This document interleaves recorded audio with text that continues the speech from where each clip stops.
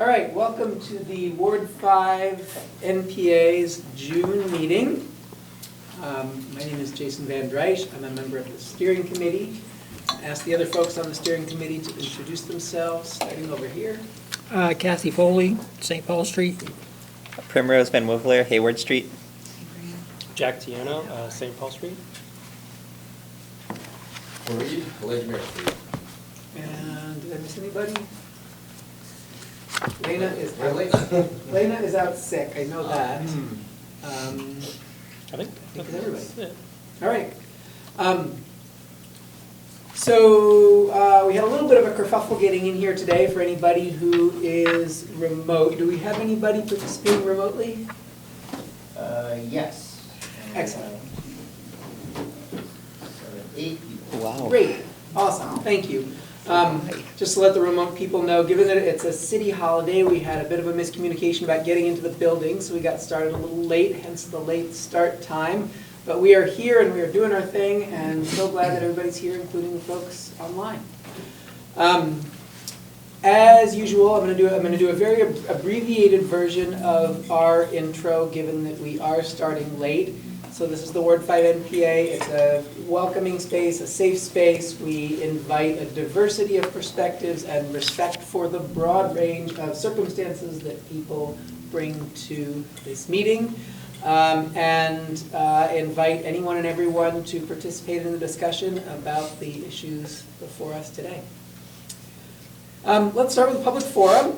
And public forum is for anyone to make an announcement, ask a question, anything they'd like to share with this group. We ask folks to keep it to 3-ish minutes, and if you start to get towards that time, I will start to encourage you to take a break and go get more food. Anybody would like to bring something up in public meeting, public forum? You have Fareed behind you, Jason. Great, go ahead. Hi, my name is Fareed. I live in the Five Sisters. I am a volunteer for the People's Kitchen. It's a mutual aid project based in Five Sisters here. We do food distribution every week, every Friday, 7 p.m. at South Meadow and Baird at the corner of. And if you or somebody you know need help with food or are facing food insecurity, please feel free to show up. We also have fresh produce that are distributed for free, as well as hot meals every Friday.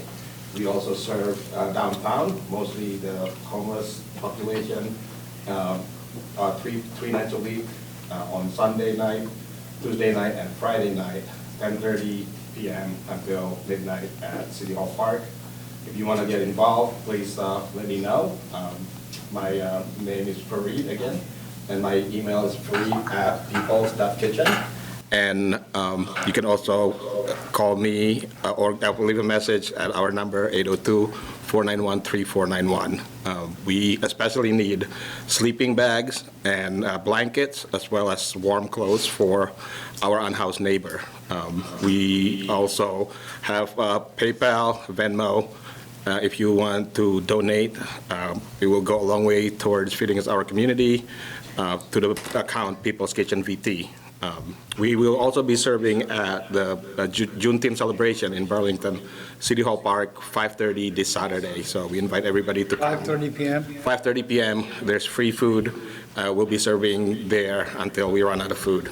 And other vendors will be there too. I'll be there. All right, let's pause for a moment to figure out where the echo is happening. Yeah, if there's anyone who is on the Zoom here, please make sure you're on mute and your sound is off. And Sophie was saying that she can't, she's online, she just texted me to say she can't really hear, it's cutting it out. Yeah, there's something going on, you hear like the double, Yeah. that's So we've got a rogue microphone somewhere that we're trying to locate. the only thing, the only time it doesn't Coming do through that her is if computer though. I do have a question for you, Fareed. What's happening with the food not bombs thing? We are a different group. I mean, Right. we're kind of siblings with them, so I'm not sure what is happening, but I think we will we're in support of people getting free food and reclaiming public space for public good, which is what they're doing. So our hope is that they will join us in City Hall Park. But that's something that they have to make the decision. So. Because I like what you guys were doing, and I know you were involved, but not. A long time ago, we were Food Not Bombs, but this is a different, just different incarnation of it, so. All right. We're going to pause so that we can be sure that the folks online can hear and participate while we figure out where our rogue microphone is. I don't hear the echo anymore.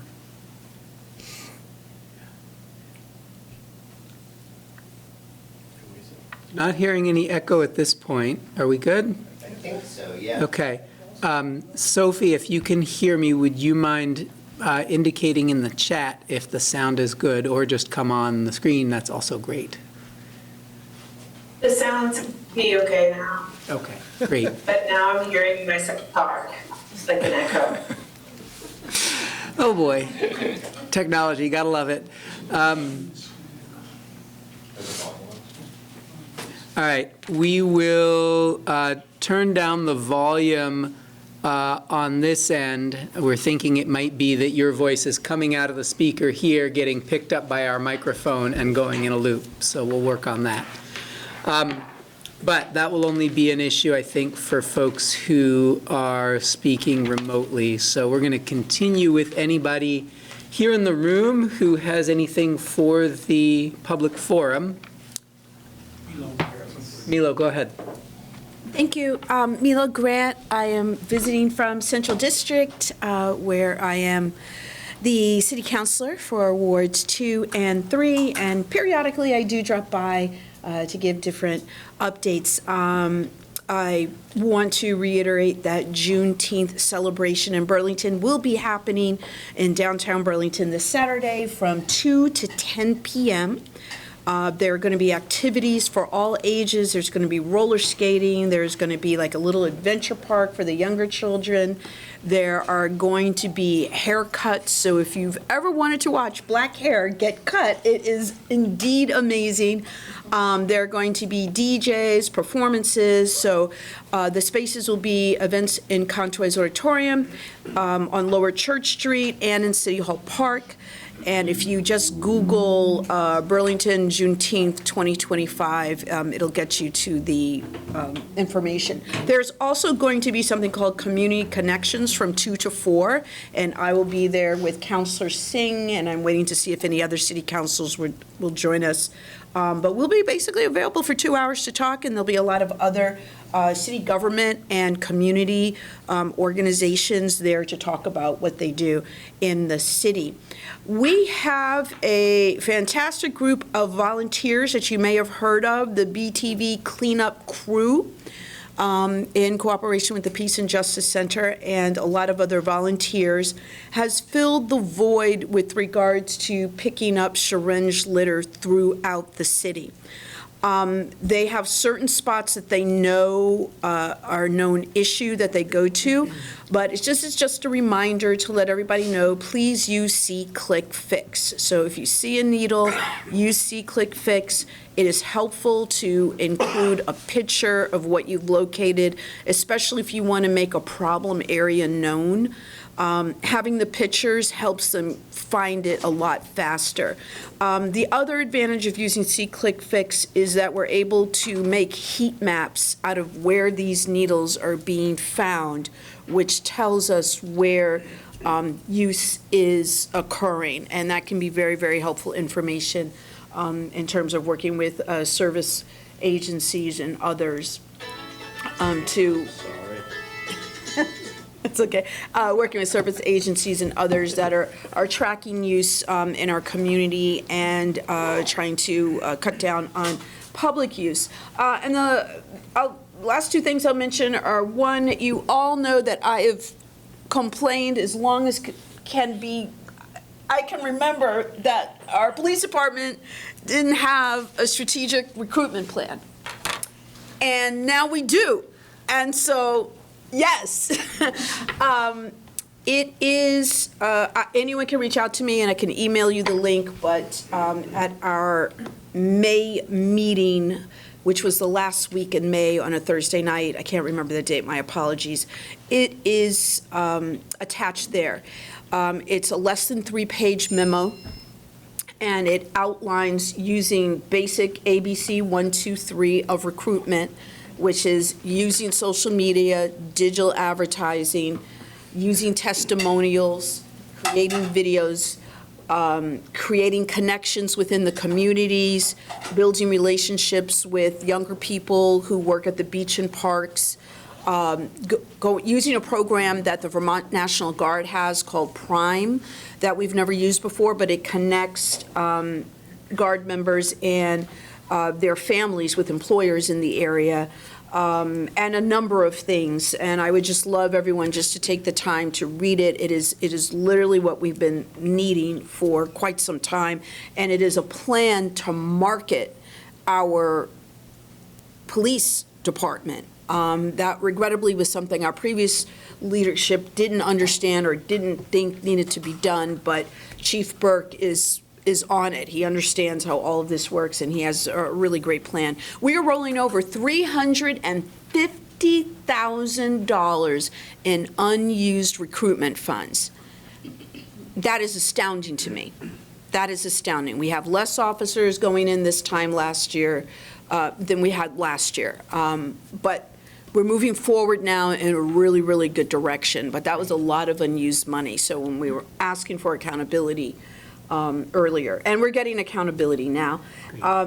The reminder that the mayor's press conferences, there's a dedicated page on Town Meeting TV, a lot of information about the budget. And during the month of May, on Wednesday nights, there were budget meetings. And even if you don't want to watch the meetings, but you want to look at the budgets, it's attached to the agenda. Thank you very much. And I'll be hanging out around if there are any other questions. And if anybody wants to talk at the end about the Food Not Bombs situation, I'm happy to talk about that as well. Great. Thank you. Greg, come up to the microphone. Thank you. Howdy, folks. My name is Greg Stefanski. I live on St. Paul Street. Andy, you want to guess what I'm going to talk about? The park, the benches, the Yes. tables. Yeah, we've been hearing about this for quite a few months, so we were fortunate to get one of the city's small grants to purchase some benches that convert to picnic tables. And our plan is to do, it's going to take a couple of steps to get these together and get them up in Callahan Park. So next week, we're looking at either Thursday or Friday. Kathy's going to be leading up a crew to sort of get things prepped for construction and assembly, which will happen on Saturday or Sunday of next week. So we're kind of leaving ourselves the opportunity for a rain date. So Front Porch Forum, where we'll be posting information about opportunities to participate. So we've got a lot of our Callahan Park crew that are here tonight, and we're excited that the materials have come in, and we're going to be able to get those together. The final step will be painting. We've chosen to not go with just sort of the standard red that's used for a lot of the other city park items, and we want to kind of open up the opportunities. I'm relatively new, only been here about a year and a half in the city, but I kind of get the sense there's some artists here in the city doing their artistic thing, and we'd love some help and some ideas about a community project to paint those benches and picnic tables. So again, next Thursday or Friday will be our prep day with Kathy in the lead, and then Saturday or Sunday, I'll be helping out at Callahan Park getting things together, and watch Front Porch Forum for more information. And shout out to People's Kitchen. If you can't get there to help out on those times that Fareed mentioned earlier, Venmo and cash goes a long way to support a really important project in our community. So, thank you. Thank you, Jay. Just to add on to that really quickly, Yeah. thanks to Burlington Park Rec and Waterfront for granting us money from the Penny for Parks program. Yeah, shout out Max Madalinsky Amen. from BPRW. Thank you. Anybody else? Please come up to a mic if you want to speak so that the folks online can hear you. There is an online question. Great, let's go for it. And I see there's 10 items in the Q&A. Yeah, that's what I'm, Yeah, it's basically just about sound. Okay. Check. Okay. But there, you said there is an online hand raised for public forum question? It was actually just typed into the question, so Oh, I'll okay. just go ahead and read it if that's Please, okay. yep. Yeah, great. Regarding the passage between Callahan Park and Cherry Lane, is there anything that the Ward 5 NPA can do to encourage the city to resolve the ownership of easement, even if by eminent domain, and repave the path? And that's from Steve Levy. Good question.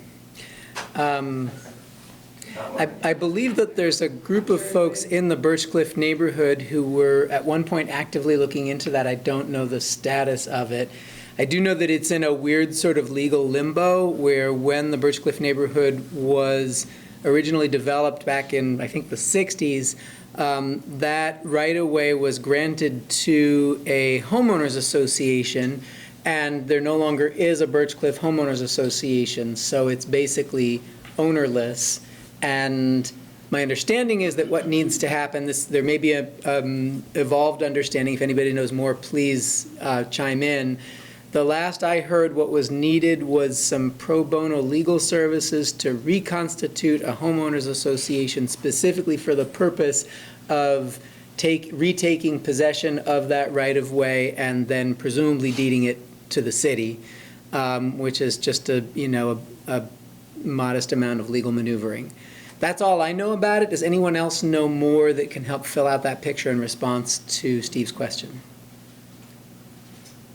And Steve, if you can hear me, I can unmute you, so if you wanted to respond.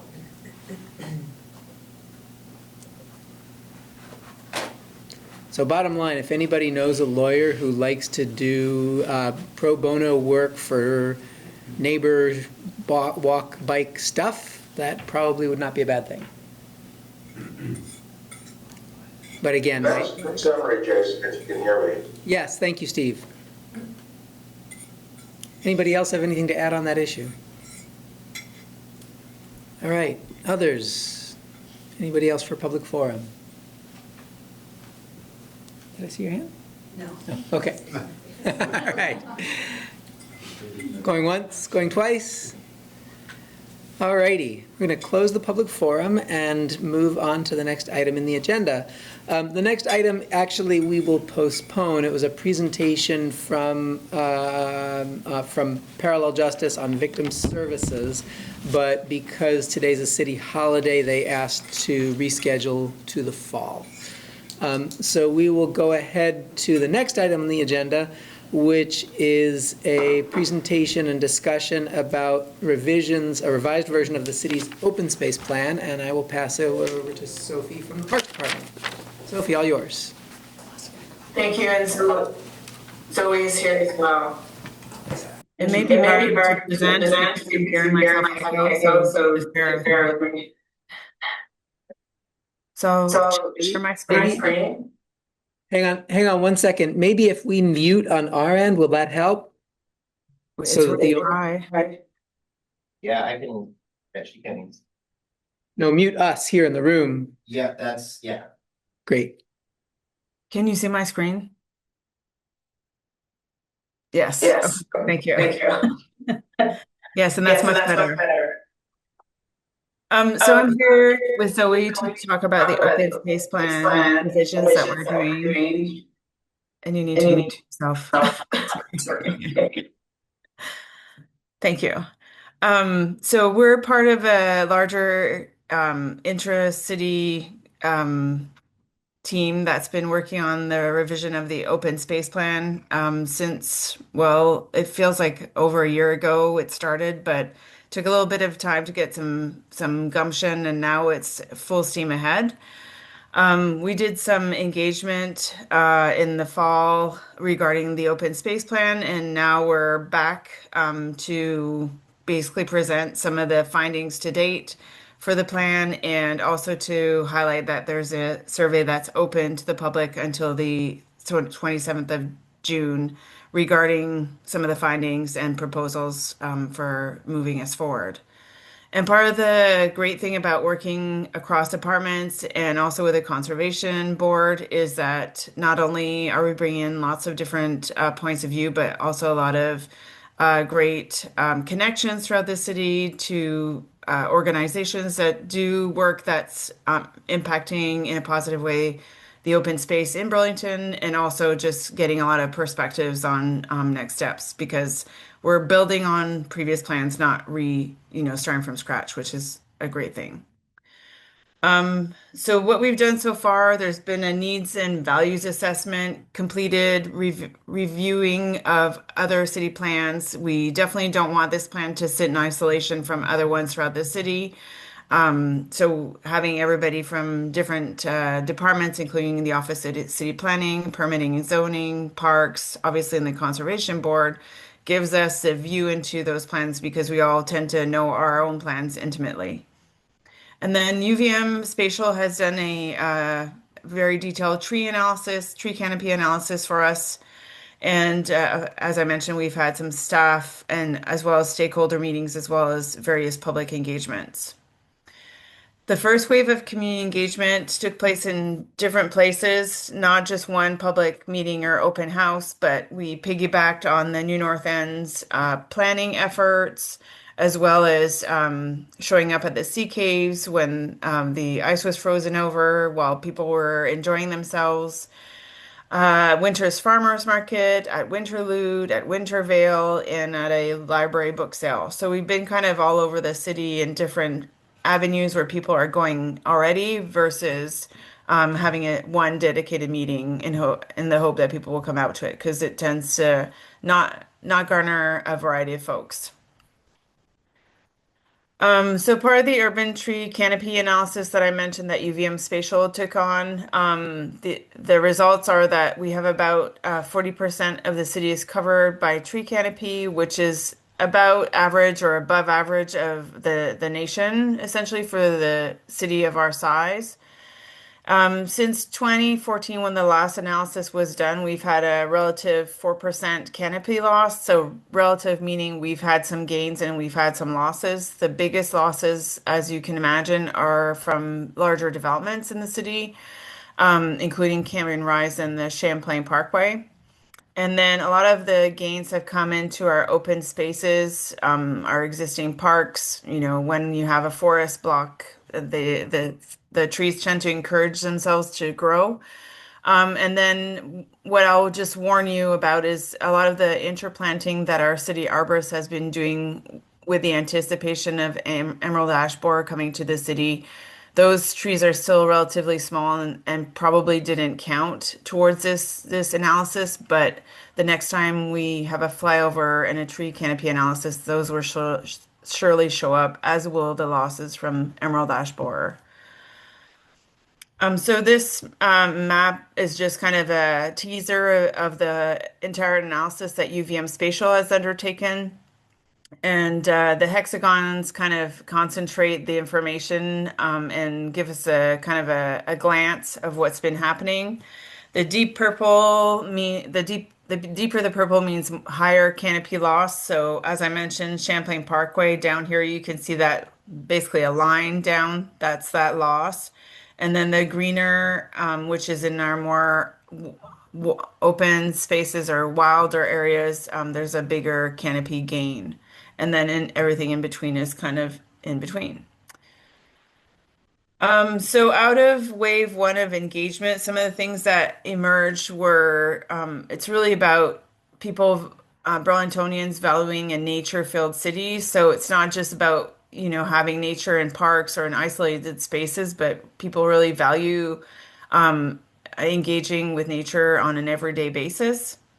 Of course, there's the desire to conserve and protect the open spaces and that our ecosystems are healthy. So we're not just focusing on, trees for trees' sake, but we're really varying what we're planting and making sure that we're prepared for any future, hopefully not, infestations like emerald ash borer. Burlingtonians really value the local food system. I can say that Parks that manages the community gardens, we always have a waiting list. So that is definitely a huge value to Burlingtonians. We want to make sure that we connect the open spaces and the nature within our cities. I think St. Paul Street is an example of how we've achieved that in the more downtown core where there may not be space to plant a gazillion trees. And the same thing is happening with Main Street, Great Street. And people really want diverse outdoor experiences or are looking for diverse experiences when they do venture out, whether that's going to an urban wild or, using one of the athletic fields or, as I mentioned, gardening within the city. And out of that, four themes emerged, and then some of the values overlap with those themes, including climate resiliency and equity, our sense of community when we gather in these spaces, the connections we make with nature, how the way that our city is at 40% and essentially in canopy, it's part of the identity in Burlington. It's something people really look for when they come to visit, or that's why they live in Burlington. And then we really want to increase the accessibility to our open spaces. So I mentioned there were four themes that came out of the first wave of engagement. That's the way that we're kind of bucketing our next steps and strategies for the open space plan. So the final plan will be kind of grouped into these four categories. The first one is to conserve. So some of the goals that came out of that is to adapt the Conservation Legacy Fund to be flexible to the changing needs. Obviously, with climate change, we have to constantly be rethinking what our aim is and also preparing for the future. We want to expand restoration and management citywide. Some of our spaces don't have management plans, so that needs to be prioritized. We want to support wildlife movement and ecological health. So again, not focusing too much on areas that are not as ecologically rich, but to make sure that those spaces are protected. And seek out collaborative partnerships for any acquisitions. As we know, we're kind of landlocked, so what we have, we want to make sure that we're being strategic about increasing those collaborations. So in this map, the darker greens, the larger forest blocks that we have, and the lighter ones means the smaller ones. A second theme is to connect. So we want to grow and celebrate nature-based climate solutions across the city. We want to cultivate an ecosystem of stewardship. So it's really everybody owning, everybody's role in the city in terms of stewarding what we have. We're encouraging new developments to incorporate green design standards. Obviously, we have a housing crisis in the city and we have some state goals to meet, but if we're going to meet those, we don't want to just build for building's sake, but we want to make it very thoughtful and sustainable. And we want to protect the urban forest that we currently have. The third theme is experience. We want to increase awareness about Burlington's open spaces. One of the challenges that we've heard and that I also hear on the other projects I work on is a lot of people don't necessarily know what spaces are public and accessible to them. So we want to make sure that part of this plan really communicates that out, and we have a strategy for getting the word out on where people can go. And we want to make sure the access to nature-based experiences is increased, and we want to break down those barriers to access. In this map, the blues are the proximity to passive recreation spaces, so trails and wilder spaces, and then the reds are more programmatic city spaces like our fields and courts, etc. And the fourth theme is to cultivate. So we want to cultivate sustainable and resilient agricultural practices. We want to find opportunities to expand community gardens and support the cultivation of alternative food sources. So that might mean planting, berries or other fruit generating trees near community gardens. That's something that I know is being considered around Callahan Park. But also there's a desire for foraging and also wanting to encourage that, but in a way that's sustainable for everyone in the city. And here the blues are the proximity to commercial agriculture. Obviously, the intervale is a real asset in Burlington. And then the reds are the proximity to community gardens. So you can see there is some areas of the city where there's really no close access to those gardens. So currently the focus is to just update the vision and the goals and to draft recommendations and strategies. And at the same time, we're asking the public to weigh in on that. As I mentioned, we're in our second wave of engagement where we're presenting these kinds of drafts and seeking opportunities to engage with people. Again, we've been tabling at farmers markets and trying to meet everyone in the NPAs during this session. We're drafting the plan and then making sure that all the boards that need to sign off on this at the end are aware that this process is ongoing and have also the opportunity to weigh in. And then we're obviously seeking thoughts and recommendations from the NPA.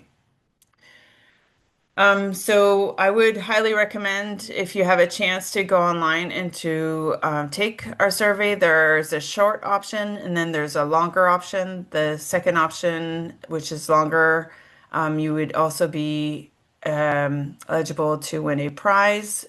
So highly recommend taking a look at that. And of course, I'm here to answer questions along with Zoe tonight about the process so far.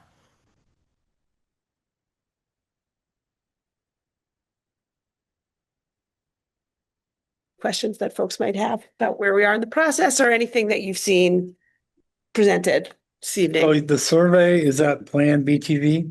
That is I think, well, Sophie can answer this better, but it's the open space plan. I think that just the kind of branding that's around a lot of the planning processes are called Plan BTV, but there are many different plans. So I'd like to take the survey. Yeah. So I think you can find it if you just look up open space plan, Burlington open space plan on the web, you will make your way there. Is that right, Sophie? Yeah, I actually clicked on it, sorry, by accident.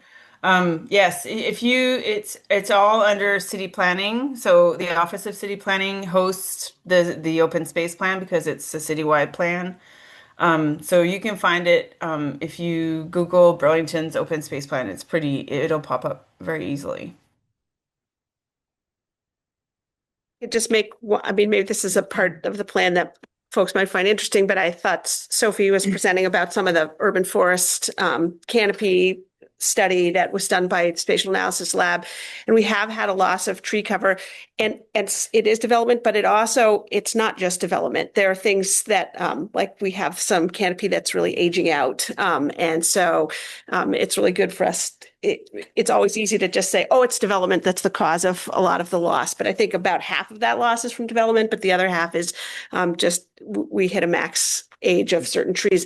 Not within our city green belts, but within people's yards. So things that were planted among developments at a certain time, they just age out and then a lot of things start to die. So it's important for us to be attentive to all of that. Plan for that. Other questions or thoughts? Jeff?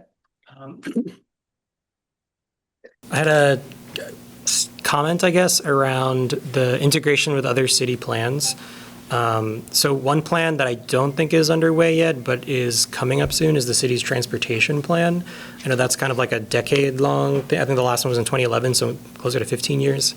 And I know that that's on the docket in the next year or so to be picked up. And since that, I think that's more through DPW than through like the planning apparatus. So I've found that in the past, our transportation and our every other kind of planning are kind of separated and they're not usually in line. And so with this plan and kind of a lot of the values that came through around what people want for open spaces, my kind of suggestion or frame that I'm bringing here is our streets are also like, I don't know technically, but in terms of what we engage with, probably the most used public space in the city, and finding a way to make sure that our transportation plan acknowledges that and kind of thinks ahead to the future of how we make our streets greener, not just with trees, but with, the St. Paul Street example of the kind of stormwater infrastructure is one, but if you want to think 10, 20, 30 years down the road, how do we shrink some of these streets to be more multimodal? How do we bring more green space into the streets themselves? How does that tie into what Burlingtonians think of the city?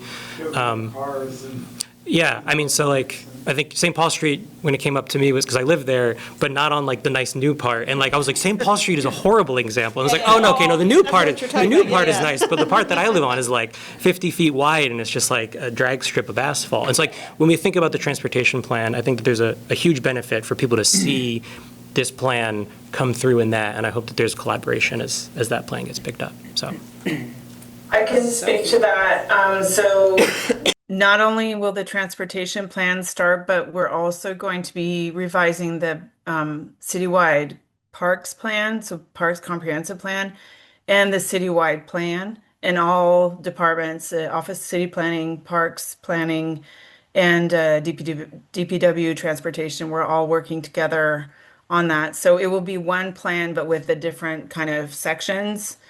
So they will definitely be speaking to each other, and we're also aiming not to make everybody tired of hearing of all these plans. So doing it together too will enable everybody to engage at the same time on all three kind of parts of it. So hopefully you'll be part of that as well. Tell me if this is in line with what you're saying, but I'm curious whether the open space plan treats the public right-of-way explicitly as a form of open space, meaning playing in the streets, being able to have block parties. This is open space that very much matters and is extremely local for just about everybody in the city, aside from folks who live on streets that are too busy to have an open space role.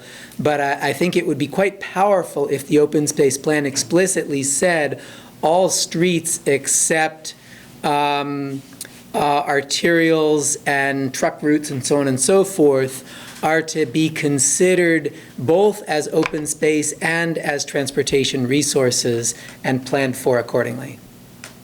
So it's not just a coordination of plans, it's a claiming of streets as open space. Yes, and I totally agree. And the way that I've also been seeing it is we shouldn't have to go drive, bike, walk to a park to experience open space. We need to experience nature on our way to work, on their way to school, so that these are the connective tissues in the city. And yes, they should be seen as open space in that way. There's obviously different categories of it, but I totally agree that streets need to be taken back over for people versus just vehicles. And I think the way the plan is going has the power to support that. Andy Simon on Locust Street. Yeah, sorry, there was a request from somebody online to just identify yourself before you spoke. Okay, Andy Simon from Locust Street. Streets, parks, greenways, community gardens. What about people's backyards? I mean, I know you and I both went to see Doug Tallamy when he was here, and he talks a lot about the importance of private space as the biggest national park in the country is like people's backyards, and what we can do in the backyards to encourage both, tree canopy, but also pollinators and birds and caterpillars. And is there something that the open space plan does to help or encourage or support people to do that in their backyards? I can take this one, I think. So that's one of the main themes that's come out is like that idea of stitching the landscape back together again. That's kind of the Doug Tallamy idea, and that is explicitly called out as one of the themes. How do we recognize the value of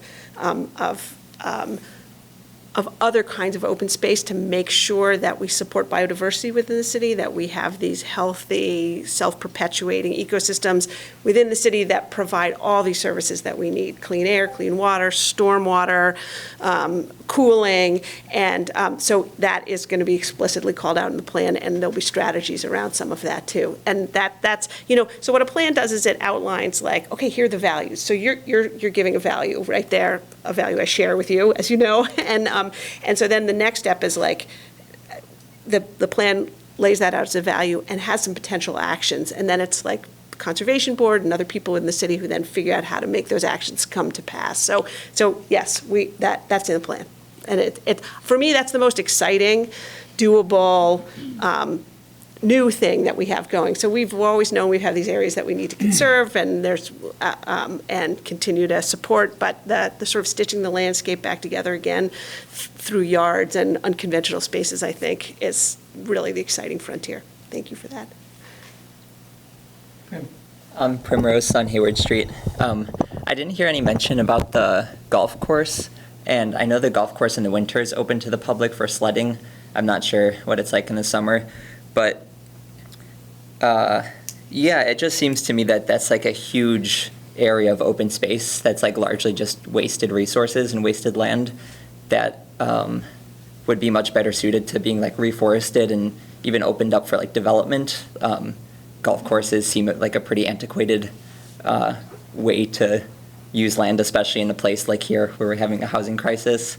So I'm curious if you guys have had any considerations about that? Certainly, go ahead. It's not public, right? So there's that piece. So it's not public land for us to determine its fate to a certain point, but well, two related questions there. It's a complicated one. I think we want to engage large landowners like the golf course and UVM, and that's part of the plan itself. But in terms of ownership and determining next steps, that's a different conversation. Two follow-up questions to that. One, does the city have, I think it had in the past, some sort of agreement with the golf course for public use? I believe there was an agreement during COVID for cross-country skiing or what have you. Is an ongoing agreement for expanded uses in some form, at least in winter, part of the plan? And then second, does the city have a right of first refusal or some other mechanism for ensuring that if that property goes up for sale, we have an opportunity to bring it into the public domain? That's a good. I do not know those answers, but I can find out. Yeah, and I mean, I also feel like there's a lot of time for public input still. So Yeah. you should, just beyond this meeting, get into the survey, put your idea down, that's the way to get those balls rolling. This is like the instruction plan, like what should we be doing? So. Perfect. Other questions or thoughts? Yeah, Diane. Or Mary, yeah. If you talk about Mary Twitchell. Say your name before you start. Mary Twitchell, Ward 6. You talked about interweaving, and now I'm curious about the pedestrian and their ability to get various places in. Are they trespassing over other people's property or not? Namely, the kids, for example, in my neighborhood that go to Champlain School, they do it all on little footpaths. And I think that sort of stuff should become public property. Public right-of-ways, maybe? Yeah. I think of the one that the school district owns that sort of cuts over from Ward 6 across like by Inglesby Brook. But there's still more. Yeah. I'm using that as an example, but there are all sorts of places where, for a pedestrian, there are quicker ways to go to the edge, for example, than going all the way up. Never mind, but it's that. Oh, I hear you, and it's that lovely, absurdity. especially when they're like greenways too. That's truly right. greenways and off the city street. That's a great. The Birch Cliff example from before. Yeah. So. I'm interested in. Sorry, your name? Oh, sorry. Yes, thank you. Diane Gayer, also Ward 6. And recently, a small group of us met with the Planning and Zoning Commission, or maybe it was just the Zoning Commission now, to talk about the Secord project and what's going on down here. And that leads to a question about green design standards, which you brought up in the planning process. And at that meeting, we were trying to ensure that, in fact, as Secord moves forward, that the green design standards were actually part of the design process and not an aspiration, but actually nuts and bolts within the design process. And sort of the outcome of that discussion, the way I understood it, is yes, that's a good idea, but no, we're not being strict on that, and we'll leave it to the open space plan to put something in the plan, and we'll leave it to other ways of sorting this out. And so it goes back to kind of the transportation interface. Burlington doesn't have an urban design consciousness in its workings on the plan. And green design, open space planning, transportation, owning the streets, which we do own as a public, so using them as, whether you're walking or driving, and how we manage the buildings within that whole context. As you said, it's going to be woven together, but at a future date. I'm just bringing up the green design standards as something that's integral, because we're building constantly. And if we don't have these same values in our buildings, we're missing a huge opportunity to save ourselves. Totally agree with you. And I also think, one of I think Sophie was mentioning before that, we've, this time around, we've really tried to have people from across the city working together. So we have Sarah Morgan, who's in city planning, and she's really, really interested. I think one of the reasons she's involved with this is she really wants green design standards. I can't, this is not my area of expertise, but really when we're talking about green design standards in the form of the open space plan, it's like, how do you make sure that people in new developments have, trees, access to community gardens, that the actual developments themselves feel livable and green. So that's a real, there are, I think, many ways to think about green design standards. That's at least one of them that we're thinking about in terms of the open space plan. So that open space, whether we're including, I'm going to include the roofs as open space, right? Because it can be solar, it can be food gardens,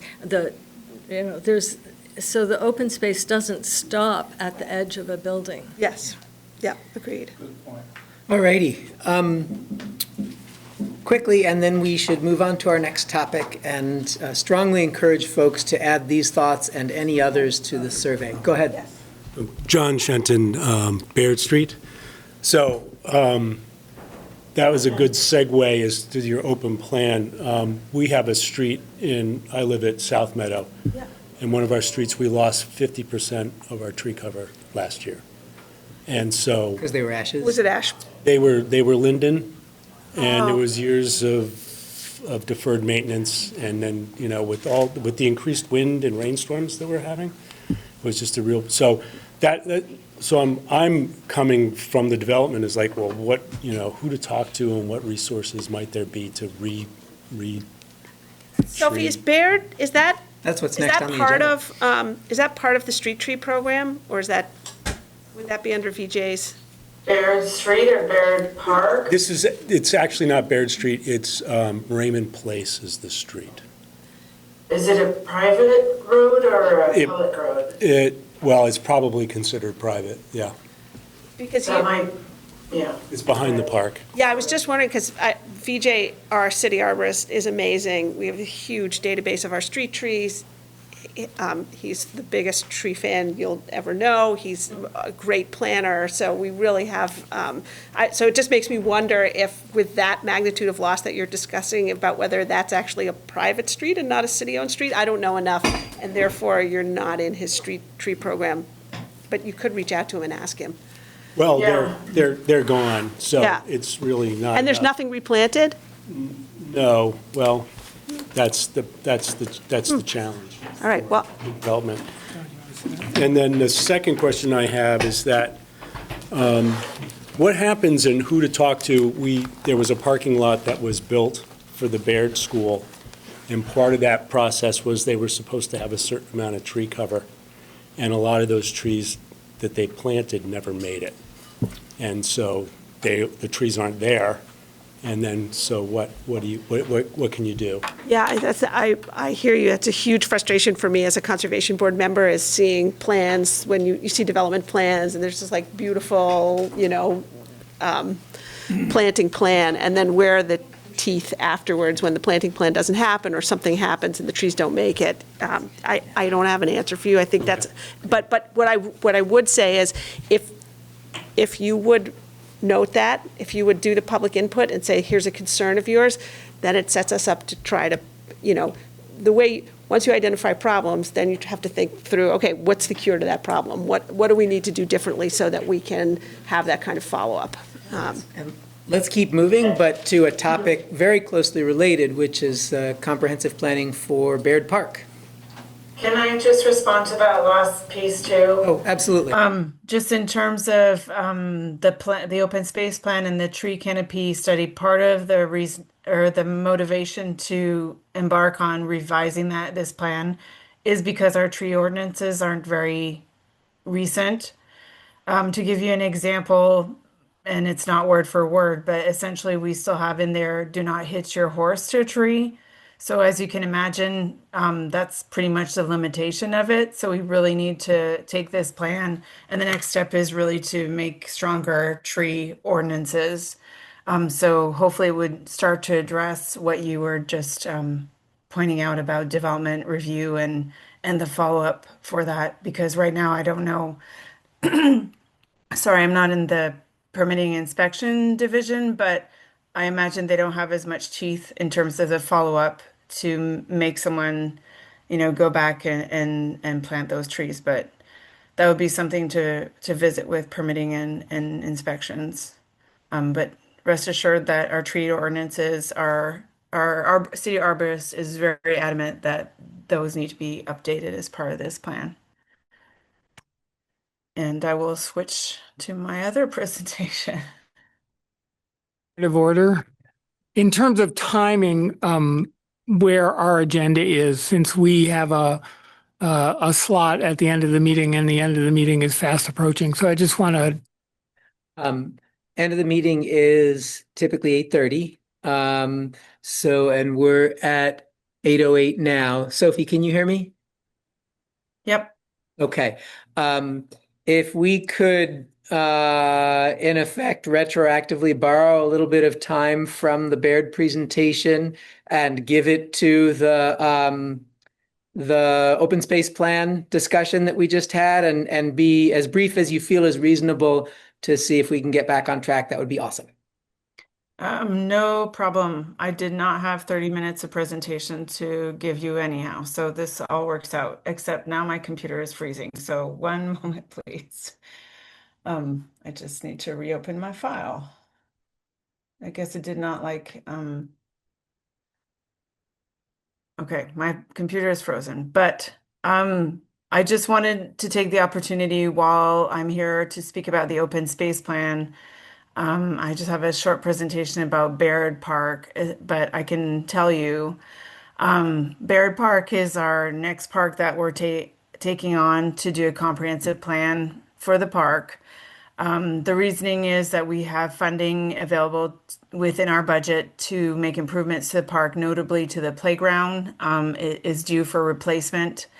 And we like to undertake a comprehensive plan for a park before we invest lots of city money. One, because we want to make sure that we're reinvesting in the right things in a park, but also that we want to make sure that everything's to hear from the community about any future changes that would be appreciated to be made within that park, because a lot of them were designed, 50, 60 years ago. One, many of the amenities are not accessible if you have mobility challenges, and two, some of the amenities are no longer used to the same extent as they were previously. So for Baird Park, as I mentioned, we have funding for the playground renovation coming up. We're really grateful that the Parks Foundation has also been fundraising to help support replacements of playgrounds throughout the city because they're all installed in 1970s. And gradually we're running out of options in terms of replacing parts. In some parks, we've had to remove playgrounds completely because they're no longer safe. So trying to get ahead of that, obviously with Baird Park, but also understanding that maybe the neighborhood doesn't need a playground anymore. So this is why we're embarking on this comprehensive plan journey. We haven't gotten very far with it yet, but this past winter we worked with a class at UVM that took Baird Park on as their focus for the entire semester and produced designs and analysis for the park. And currently we have 2 interns that are taking that work and going to the next step with the comprehensive plan. And we're planning to have a public meeting in the park sometime this summer. So I'm just here to give you a heads up about that. We will have signs up and do some, obviously some outreach and engagement ahead of that. But I just wanted it to be on the neighborhood's radar, essentially. And then the next topic can have my space because my computer is still kind of frozen. But everybody knows where Baird Park is. And obviously, with the closing of the street with the Champlain Parkway, the traffic has obviously changed along that road. So that could also change just the look and feel of that park in itself because that big barrier of evergreens may not be necessary, for example, to contain kids. But yes, look forward to talking more about the comprehensive plan likely in the fall if you don't come to the meeting. Oh, and you're on mute. Thank you, Sophie. Appreciate the update and also the brevity. And at this point, we will pass it over to Andy and company for presentation and discussion on the Barge Canal open space. So I'm going to start. My name's Ruby Perry. I live in Ward 5, and I'm Ruby, part of... Tilt your mic down. I think it picks you up better that way. There you go. Thank you. Better. The Friends of the Barge Canal. And one of the things that we want to do tonight is present to you an image of the Barge Canal, not as a parcel of land, but as the center of the South End, especially the South End's economic development, its cultural development, and geographically it is. And soon we'll even have a map of it. But if you can imagine not a parcel of land that is called the Barge Canal, it's actually 28 acres, but it is you see? Can you make it? Blow it up. Oh. It's a 28-acre green parcel in the middle of the South End. And surrounding it are all of the South End's iconic nodes, like the Burlington Farmers Market, the Burlington City Arts, the... No. Maybe we were. I'll just keep going. That's all right. Okay. And I want to ask us to look in this vision at the South End holistically, not as parcel by parcel. In May, we heard about a development proposal for 453 Pine Street, which is part of the Barge Canal. But so tonight, we really want to give you the potential of seeing it as part of a much bigger whole. And what we have been doing, the Friends of the Barge Canal, is we've been working in that land for 28 acres for 4 years. We're a nonprofit. And our work has been about cleaning it up, about protecting it, and about moving it towards being conserved and not built on. And later in this presentation, soon, in fact, we will talk about where housing could go that makes sense in the South End without compromising the one remaining green space that we have. And the Barge Canal is feeding that. So I don't know if I finished my list of all of the people that surrounded the South End's iconic development, but Hula is at one end. The Burlington Farmers Market is at the north end. And the Burlington Farmers Market is having a gathering at the Pinery, which is also part of it, the whole coal collective. So these things that you think of, as everybody knows about in the South End, are actually bordered by the Barge Canal, though their backs tend to be towards it. So in this vision that we want to give you is that we center the Barge Canal. My turn. My name's Andy Simon again. I've been working with Friends of the Barge Canal, along with Ruby and a whole group of other people, ever since we saw a big sign go up on Pine Street, prime development land, in front of the Barge Canal. One of the things that I want to talk about in a very short period of time is why it's important to conserve the Barge Canal as green space. And it comes right off of Sophie and Zoe's presentation about the Open Space Protection Plan. Here is a huge swath of green space that has basically been treated as sort of a vacant lot. And it's not. You can see in this image that it's a forest, it's wetlands, it is open space, it has incredible value as open space and has been giving the city value in terms of climate mitigation, in terms of carbon capture, all of the things that nature-based solutions are promoting. This is happening at the Barge Canal and has been happening since 1967 when the manufactured gas plant closed down and was dismantled. Since then, it has been doing all this stuff. It is a wildlife corridor. Sophie was talking about wildlife corridors. It is a major wildlife corridor. There are beavers, deer, marten, fox, all sorts of animals and plants that have been thriving more or less on this land since 1967. It's also a former indigenous hunting and fishing site. It is the symbol as a Superfund site of Earth consciousness. It is why the EPA, one of the reasons the EPA was created, and it was declared a Superfund site after, as you see an image up on the screen, after they decided there was much too much pollution that was bubbling up when they thought about it as a road right across the Barge Canal. So there was a long process of discernment in the city of Burlington that involved many, many stakeholders and citizens to decide ultimately the best thing for the Barge Canal is leave it alone. And that really is what's been happening in the last 60 years, is that it's been essentially monitored and left alone.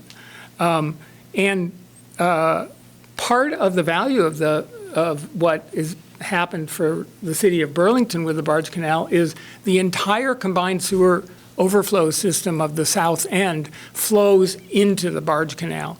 It's right behind this building, in fact, and when there's a big storm event, the water, the sewage and the stormwater that combine and have to be discharged get discharged into the Pine Street Barge Canal. And Megan Moyer assured us that it is absolutely essential to the water filtration system and saving the lake in this part of the city. It is a complicated green space. It is not Arms Forest. It is not the forest blocks that you normally think about. It's got multiple ownerships. It's got multiple regulators. It's got 56 contaminants of concern that the EPA has identified. It has invasive species. It has different kinds of risks that are still to be assessed. And what Friends of the Barge Canal really wants is for people in our part of the city and for the city in general to come together and to talk about it and to try to treat this land both with caring and with imagination. And one of the reasons is because developers have to talk to developers, other developers, when they're making plans, because it doesn't work anymore to just think of it as this piece of land. And we want to demonstrate how that might be. Our conversations have been with developers in the last month, as well as businesses, nonprofits, all through the South End, and finding a consensus about what Burlington needs and what in particular the South End needs, because I was talking to James Unsworth this morning, and he pointed out that basically the South End is driving Burlington's economic development right now. There's so much with Secord that's happening. There is so much that could happen as well, and we want to play with the next 5 minutes with what that could possibly be, what we might be able to do instead of just covering it with concrete or with buildings. So, and so we kind of, or Bren, could you introduce yourself? I didn't. I'm Bren Alvarez, and I'm in Ward 7, but I have spent so much time in this South End district. I feel like and it she's is a friend of the Barge Canal. I am, yes, I am more recently a friend of the Barge Canal. And I've spent so much time as a friend of the Flynn Dog and developing a community art space and working down in the South End that I feel like this is kind of second home.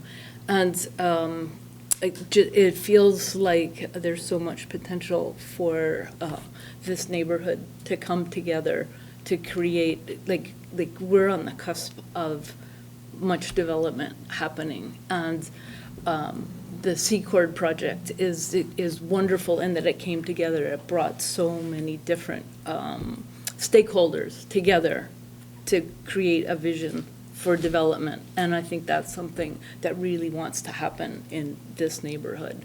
And so I have to confess, I've never been presenting where I can't see what slides are coming up. So I have no idea what's coming next. So it's kind of, we're gonna, three of us wing it here. But this was from the city's website, both of these, this beautiful image that shows this luscious green space around the Barge Canal and the incredible amount of lava flow of parking lot that we have. And you think, let's develop the lava flow, let's develop the parking lots, and let's leave the green space to heal itself and to contribute, and for us to be grateful for this land because it allowed the road, it prevented the road from trespassing in our neighborhood, which is an incredible thing that it had the power to do that. And despite the fact that it came from a negative origin, it was seriously a silver lining.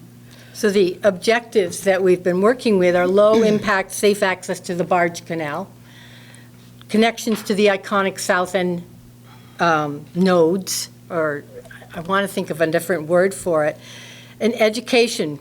Could be boardwalk, could be historical, cultural, natural signs. This is what could happen if we think about the Barge Canal more creatively.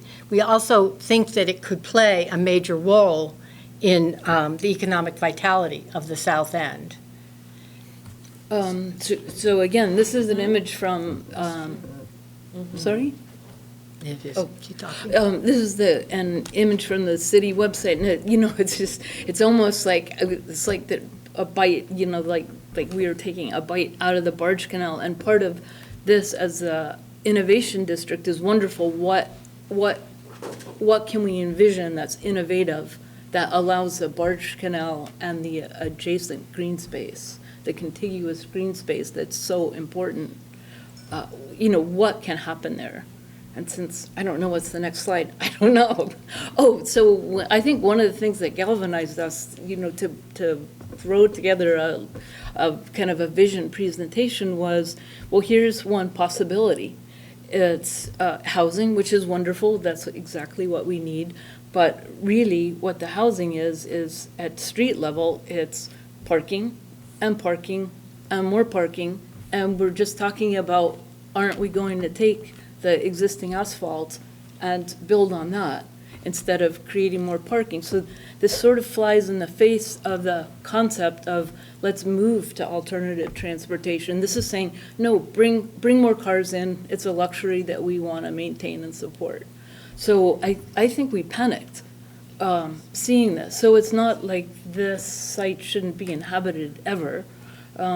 This was kind of a quick notion of, well, suppose you leave the site as much alone as possible and build on the asphalt that's at the Maltex building, behind the Maltex building. Or suppose, you rotate the building so that it's not engulfing the entire site and access it from an existing road. And if you need to build taller, build taller. And that's obviously a discussion that needs to happen with zoning, but. So what else could happen? I mean, a canopy walk could happen. That was one of the things that felt pretty exciting about, we're celebrating, we have a lot of gratitude for the Barge Canal. Is it possible to do something as simple as, and possibly as complicated as, a canopy walk? And the canopy walk connects, let's say, from the farmer's market at the north end of the site to the Innovation Center and all the incredible development that's happening with the emerging technology companies and the education that's being provided to support those technology companies, with the youth that are in Burlington and wanting to stay in Burlington and wanting to have an affordable Burlington. So I truly love these images, and I truly feel like something wonderful could happen. It doesn't have to be 3 parking lots with ginormous buildings hovering over them. I think we can do better. I just believe we can do better. Another thought that came up, because this was really just sort of an outflowing of thoughts.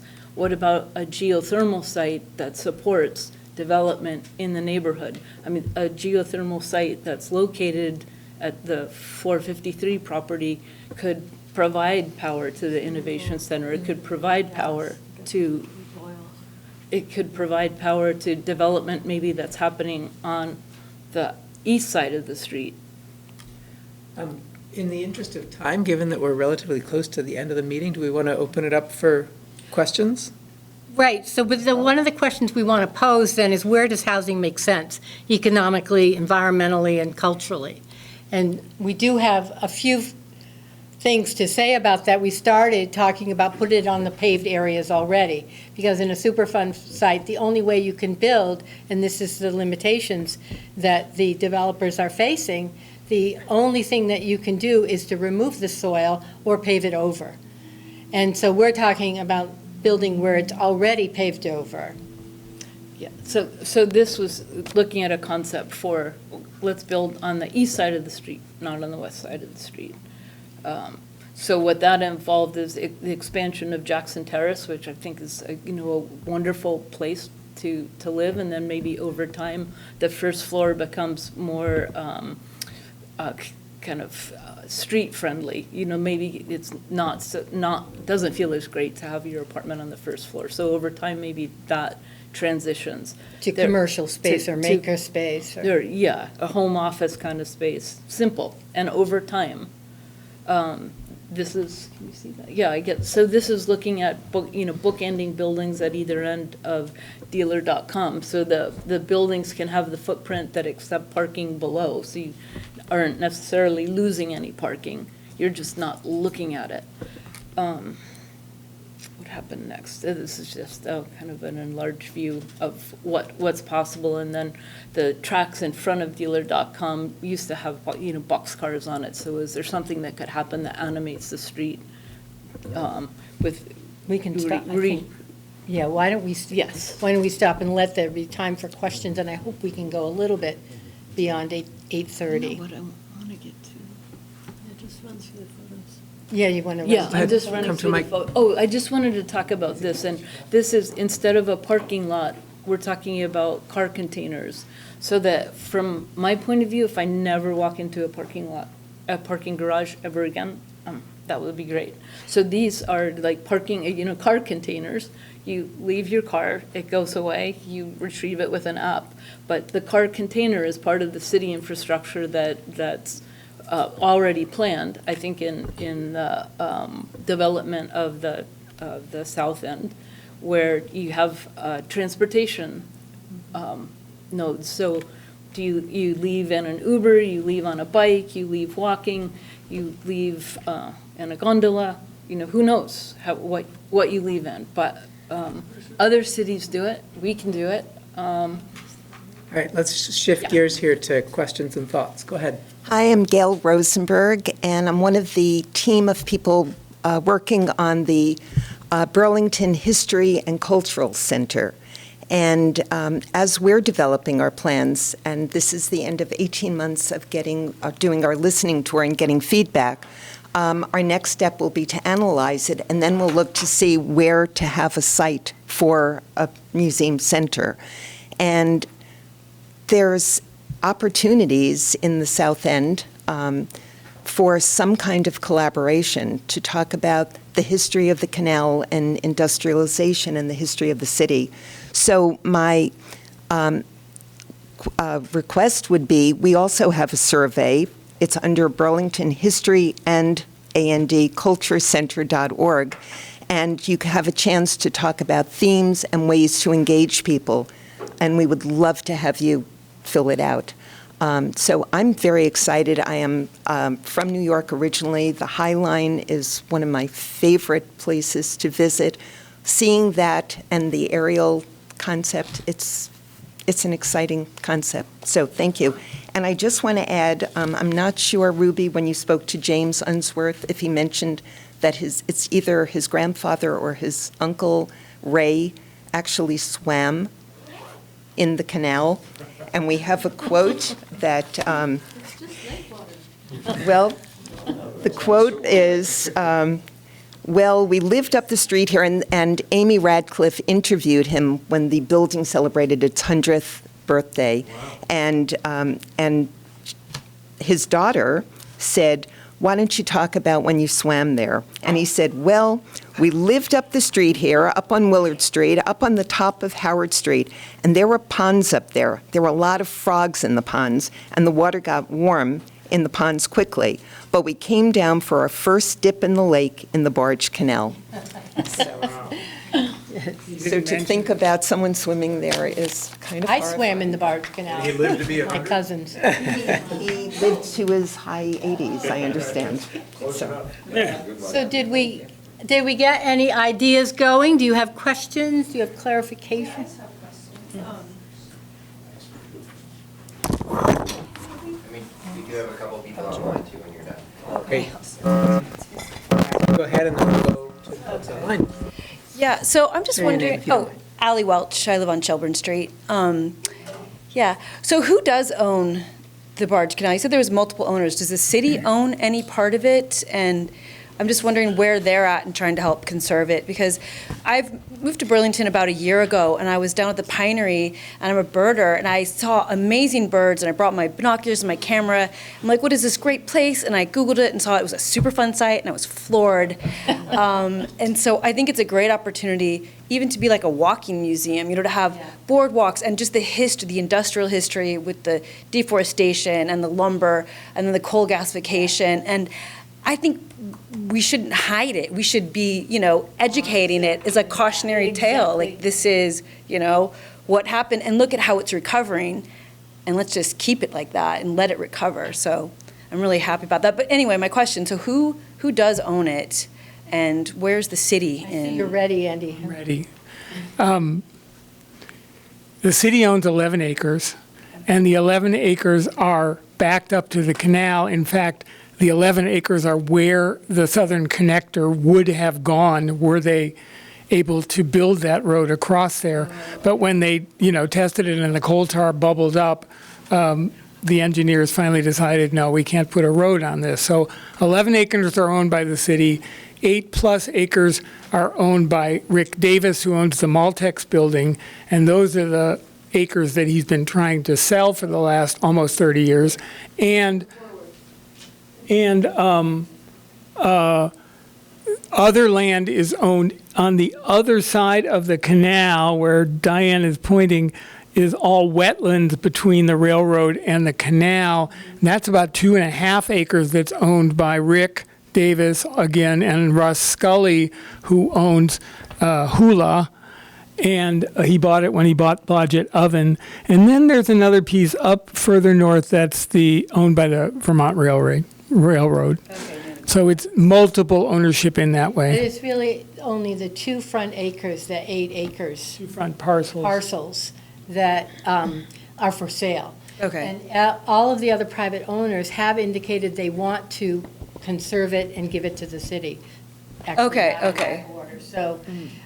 So there is momentum. There is interest. Okay. Awesome. We've got Deb online. Go ahead, Deb. Hi there, can you hear me okay? Yes, thank you. So my name's Deb Boughton, I live in Ward 7. I've been involved in this from the periphery, just going and helping clean up over the past, God, I don't know, it's probably been at least 2 years since I helped with a cleanup.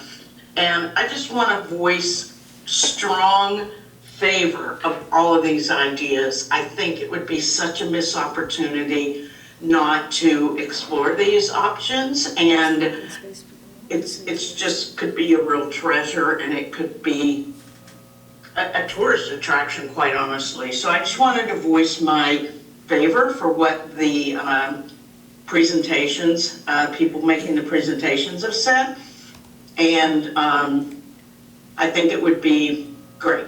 That's all I wanted to say. Thank you. Thank you. Awesome. Thank you. And Almi, if you can hear me, you can unmute and ask your question if you'd like.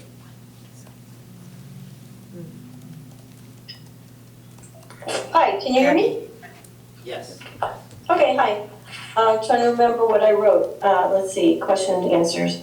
I had 2 questions. One was, I'm wondering if any schools bring classes to the Barge Canal for environmental or historical education purposes, and if not, is there a potential for that at some point as part of a re-envisioned plan for the Barge Canal? And then I'm also curious, I'll just ask one more question and then I'll listen to your comments. I'm wondering if our mayor is supportive of conserving the Barge Canal at this point. Thank you. So yeah, there's a lot of interest from schools, from UVM and have brought classes there. It's somewhat of a guerrilla interest because the land is private. You have to cross private land to get to the public land. So the classes that have come, they've been interested in how remediation happens, what kind of mushrooms would work, what has happened in the soil with the kinds of trees that are growing there. They're very interested in developing that as a test site for the future because how real remediation, not dig it up and dump it in Coventry to flow into those rivers, but or pave it over, but to actually transform it. Sort of what it is already doing now. It has contained it, those 56 contaminants of concern. So schools are interested. Elementary and high school, too, not just the colleges. Right. It's a little bit, Almi, it's a little bit harder to do with elementary and high school kids because the last official risk assessment for being on that land was in 1992.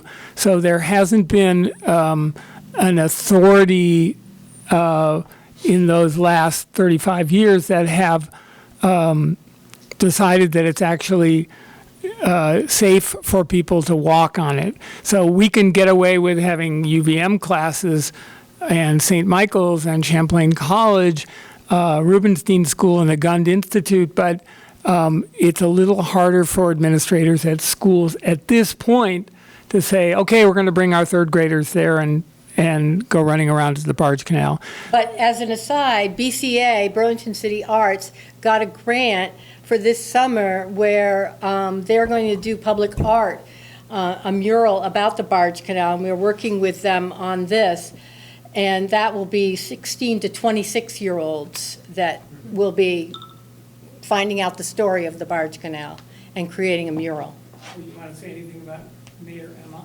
And we spoke with the mayor before she was the mayor, and she definitely was supportive of it. We have not spoken to her since that time about conservation. Thanks a lot for your answers, I appreciate it. Thank you for your questions. Hi, can you hear me? This is Abby. Yes. Go ahead. Okay, hi. I've come previously to meetings about the Barge Canal and the NPA. I live in St. Paul Street. And I just wanted to say a similar thing to Alma, which is that I've gone to 2 years with Mike, who's here, of the Barge Canal cleanup. And I've seen the website and I heard about this presentation. And I love the idea of creating a Highline type pathway, because we go to the farmer's market all the time, and it would be wonderful to be able to continue to walk and experience the Barge Canal from a safer distance and have a whole tour of like an explanation like others have imagined. And I think it's wonderful to try to think about other ways to do public transportation, reduce parking, and preserve the ecological restoration that's already happening and allow for research of that. I think there's a lot of opportunity here if we're not focused on a hyper-capitalist way of looking at this land, when we look at it in an ecological, global, interconnected way. I think it's really an awesome opportunity, and I hope we can make that happen. So I appreciate you guys not only challenging development, but also trying to offer alternatives that are in a holistic manner that incorporates a lot of perspectives, and trying to do it in a way that's working with the land that we love and the city that we love and the plants and animals. Thank you. Thank you. PineStreetBargeCanal.org is the website she's referring to. Great. Thank you, Ruby. Given that we're a little over 10 minutes past time, I'm going to officially close the meeting. Obviously, people are welcome to hang out a little longer and chat as we clean up. Thank you, everybody. Thank you.